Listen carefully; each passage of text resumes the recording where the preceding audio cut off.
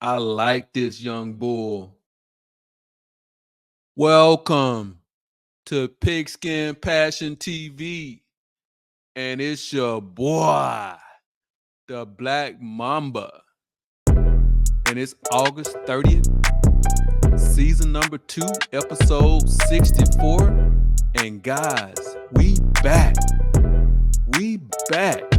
And I don't know if you guys can smell it, but it's in the air. And that's football season. The time has come.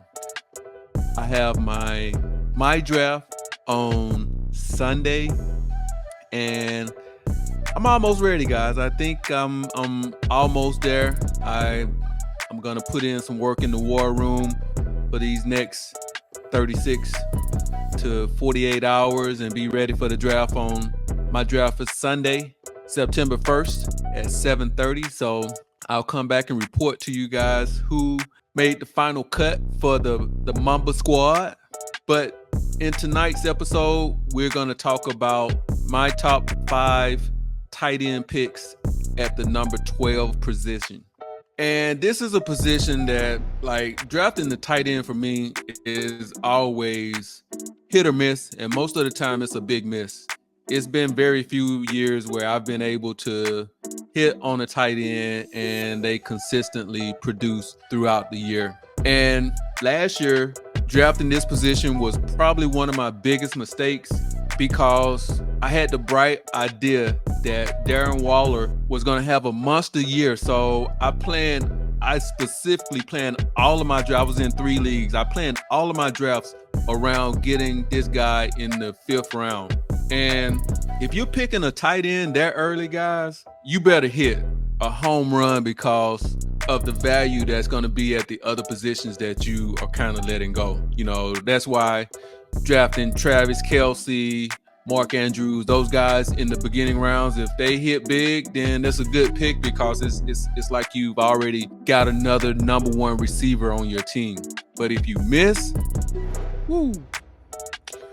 So this year, I'm going back to my original strategy of how I pick tight ends, which is I will pick one no earlier than the 5th round, and it just depends on who's available to me when I may decide to pick a tight end if my first choice is gone. So with that said, let's jump right into my top 5 tight end picks for this draft at the number 12 pick. At number 5, Brock Bowers. He's the best tight end in last year's class coming out. He led the Georgia Bulldogs in catches last year, in receiving yards, and touchdowns in all 3 seasons that he played at Georgia.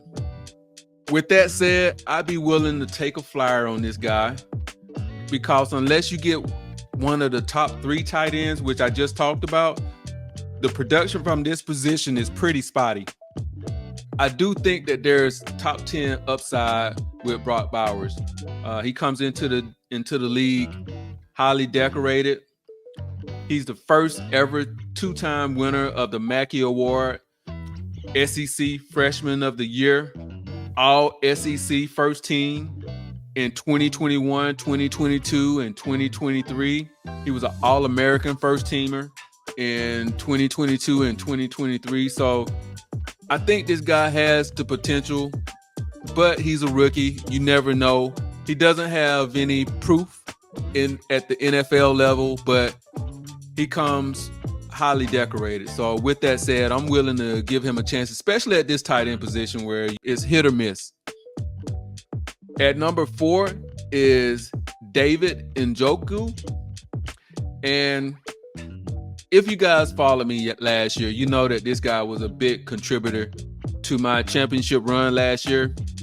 So I picked Darren Waller early in my draft last year in like round 4 or 5 and ended up dropping him. And I picked up this guy and he outperformed and produced some big wins for me throughout the year and actually was the reason that I was able to get into the playoffs and to actually ultimately win my championship. And he's been consistent for the last couple of years. Last year, he finished, or in 2022, he finished ninth among tight ends. Last year, he had a career best in targets, receptions, receiving yards, touchdowns, and catches and yards per game. So last year was just a breakout year for him. The thing that scares me about Njoku is he's actually more productive without Deshaun Watson. And I don't think this is no coincidence. So that would kind of have me hesitant to go with him, but I like his upside. He's a big body and he's very athletic. And at my number 3 pick is Jake Ferguson. I like this young bull. He had a breakout season last year, finishing 10th at the tight end position. Last year, he was one of only 7 tight ends to have 100 targets, and that was good enough for second on his team. He also had 9 top 12 finishes, and inside of that, he also had 5 top 6 finishes. And what I like about this offense is the Dallas Cowboys, that is. This is a pass-oriented offense. They ranked 3rd in passing yards last year. And since the team did not add an impact wide receiver, I expect his role to increase or at the very least remain the same. So with that said, I like Jake Ferguson as my number one tight end that I would target. And at the number 2 tight end is Trey McBride. Last year, he had a stellar year as well. He finished 7th among tight ends. He started out the year playing behind Zach Ertz for the first 7 games. And, I mean, he broke out after that. And I think he's primed to be like a top 5 tight end this year.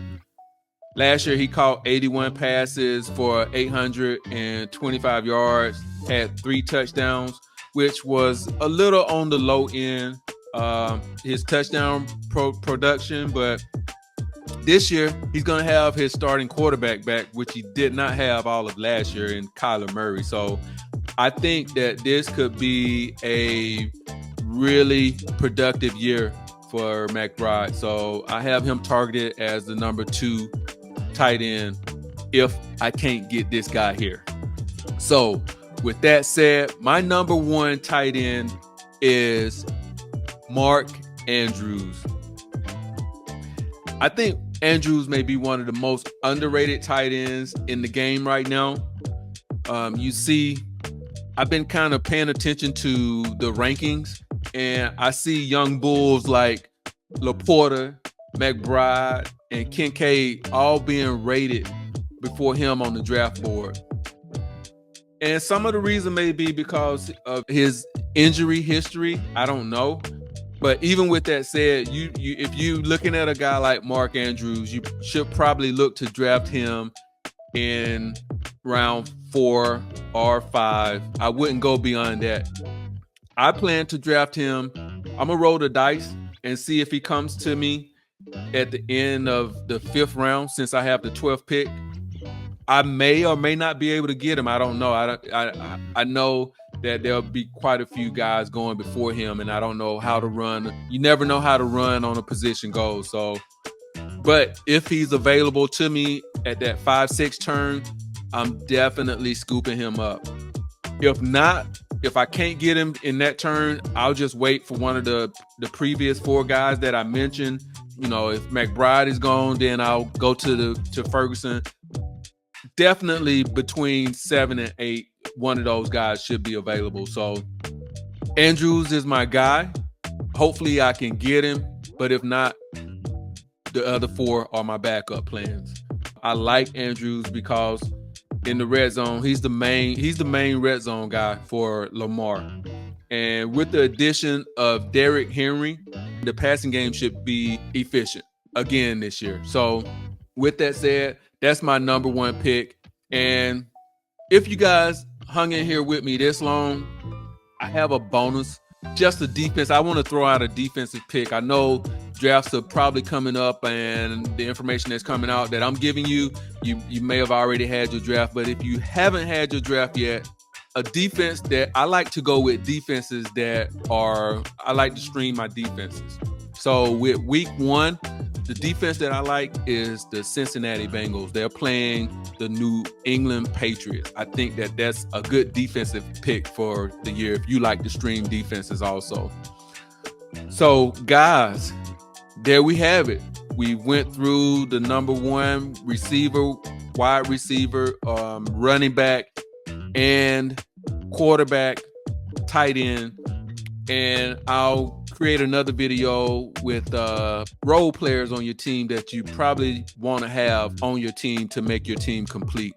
And with that said, guys, I hope this information has been valuable to you, especially if you're picking at the number 12 pick.